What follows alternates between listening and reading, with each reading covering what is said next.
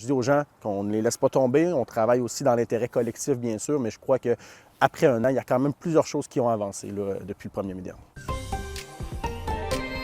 Et oui, ça fait 1 an aujourd'hui que la région de Charlevoix a été frappée par d'importantes inondations. Il y a des cérémonies à Baie-Saint-Paul et Saint-Urbain. Et Camille, tu t'es rendue sur place. Alexandre, le premier endroit où moi et mon caméraman, on s'est rendu le 1er mai 2023 à Baie-Saint-Paul, c'est ici. C'est la route 138 qui passe ici, qui enjambe la rivière des Maures. Et ce qu'on a vu en arrivant, c'était vraiment des images frappantes. Le pont ici avait été complètement arraché. On voyait un poteau électrique ou téléphonique retenu seulement par des fils, être ballotté dans la rivière. On voyait aussi la rive être grugée au fur et à mesure sous nos yeux.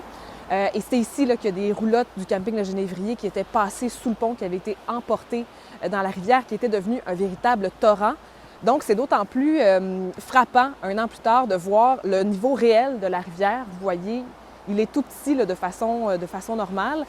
Et vous voyez qu'1 an plus tard, bien, le pont de la route 138 a aussi été reconstruit. Le Genévrier à côté, le camping, a repris ses activités de façon assez normale, pas encore à 100 Donc, on n'a pas l'impression qu'il s'est passé vraiment quelque chose ici il y a 1 an, mais ça ne veut pas dire qu'il n'y a pas de traces toujours indélébiles de ces inondations-là dans la région. Au centre-ville de Baie-Saint-Paul, il y a des gens qui ont dû démolir leur maison. Il y a encore des dizaines de personnes qui attendent de savoir si elles vont pouvoir le faire.